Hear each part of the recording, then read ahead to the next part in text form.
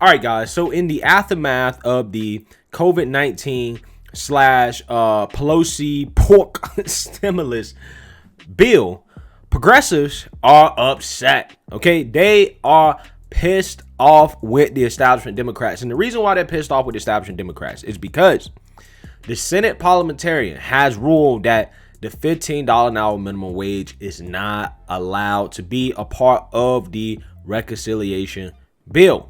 Okay. However, the House Democrats, Nancy Pelosi, stuck the $15 an hour minimum wage in the bill regardless, right? Basically as a political ploy, in order to try to say, well, we're trying to push for $15 an hour minimum wage. We're trying to get it. And guys, don't get it twisted. I'm not for it. I'm simply doing this video from a political analyst standpoint because, you know, watching the progressives and the Democrats go back and forth with each other is entertaining to me. Okay.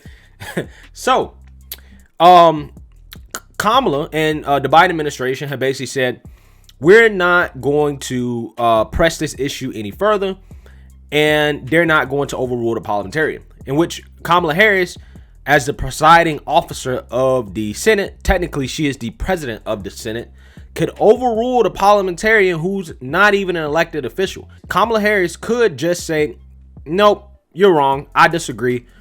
Put it in the bill, right? And then it can go to the Senate for a floor vote in which, you know, who knows whether Joe Manchin or Kyrsten Sinema, the Democrats that are against the $15 an hour minimum wage, who knows whether or not they will vote for it against it in order to get the Democrats the 50 votes, aka 51 votes with Kamala that they need in order to actually pass it. So in response to Kamala and Joe Biden basically folding on this campaign promise, because they promised people a $15 an hour minimum wage, they promised that they will fight for it. Obviously, that's just throwing blue meat to the progressive base. They promised they would fight for it. And really, guys, in a situation like this, again, I don't get it twisted. I don't want the $15 an hour minimum wage. I'm against it. But if the Democrats were serious about their promises, this is the time where you fight, right? You don't let an unelected official block you from executing on a major campaign promise that your base wants, right? There's literally nothing standing in the way of them doing this if they want it, okay? Which tells me that they don't really want it. They never want it. They just said it in order to get votes. And again, this is the typical Democrat playbook. Overpromise, underdeliver, just like they did with the stimulus checks. And to me, you know, this is going to lead to the Democrats basically giving up a 3-1 lead to the Republicans in 2022 and 2024. But before we get into that, my name is Greg Foreman and you're watching A Black Conservative Perspective. Make sure you like, comment, and subscribe. And most importantly, share A Black Conservative Perspective, aka a leftist worst nightmare. You can also follow me on Twitter at GForemanBCP. Let's get it.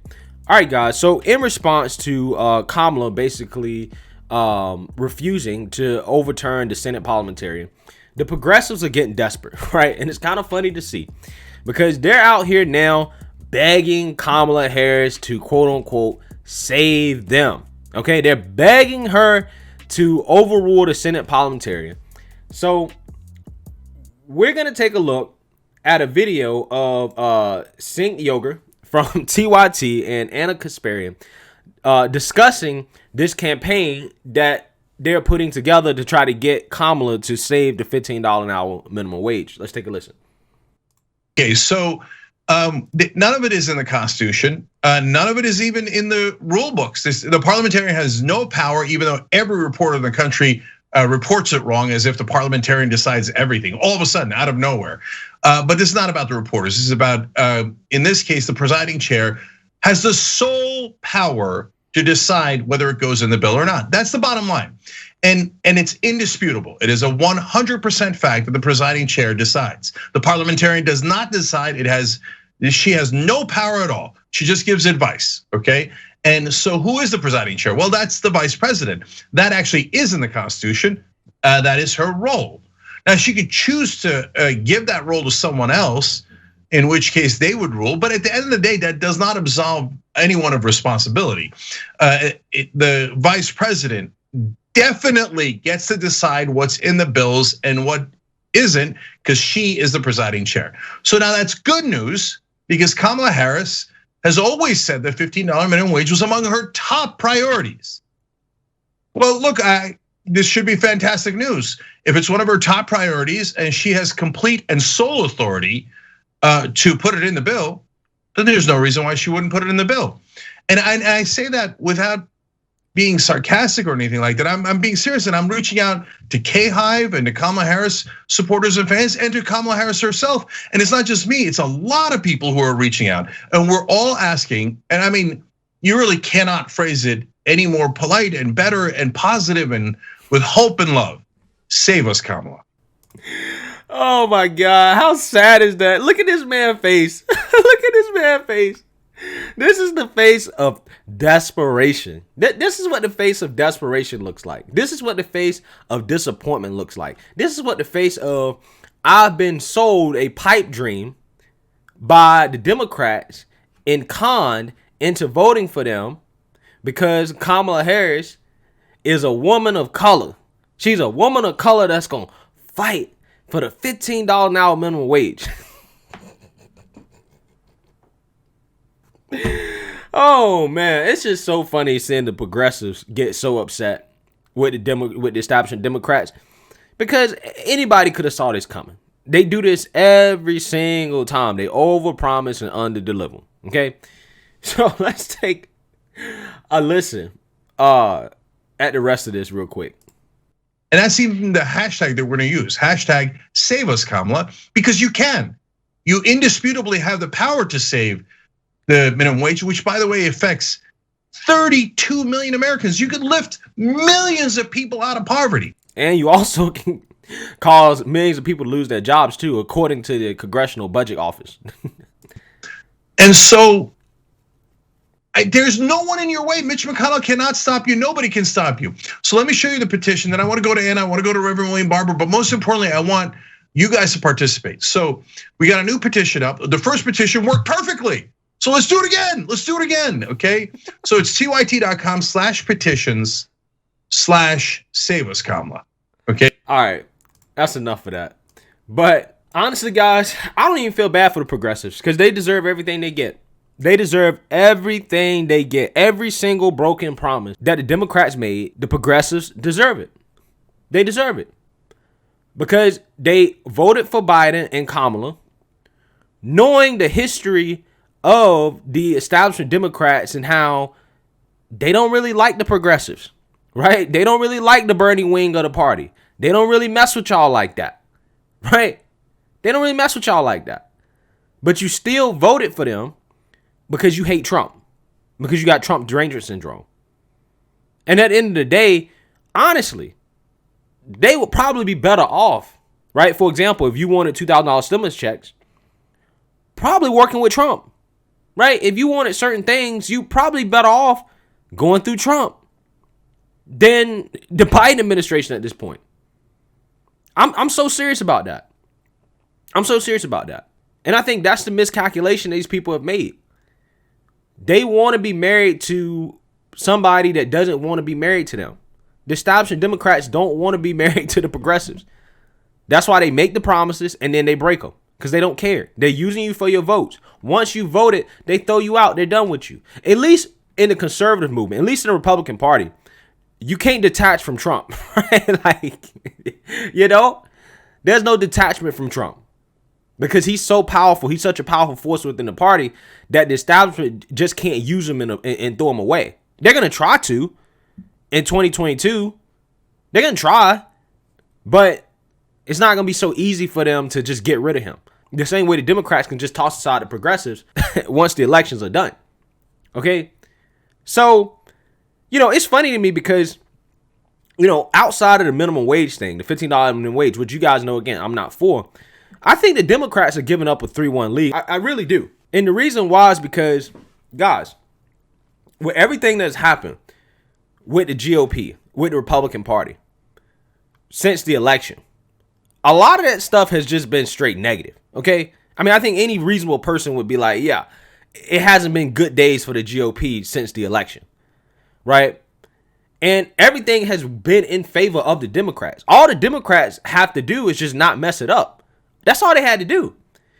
If the Democrats would have came out the day that Biden was inaugurated, and Biden would have said, the first piece of legislation I am going to propose that my administration is going to push for is $2,000 stimulus checks, delivering on the promise that they made in Georgia, that won them Georgia, right? That was actually a pretty important issue with Republicans in Georgia. That's why McConnell supported $600 stimulus checks, because he knew how important that issue was in Georgia, even though he made a political miscalculation not going along with Trump with the $2,000 stimulus checks.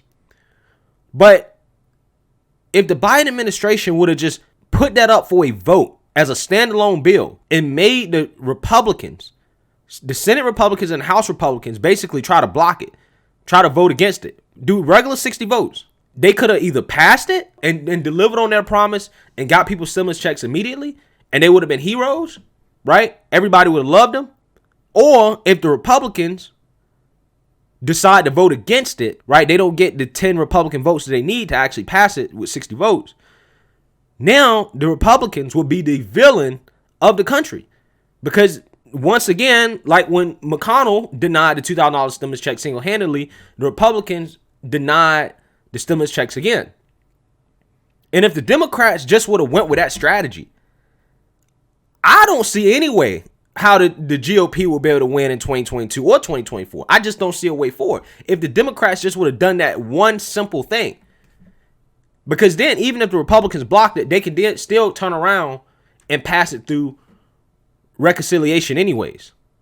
And that would at least made it look like, well, damn, the Democrats were really serious about them $2,000 stimulus checks. They were really serious about fulfilling their promises.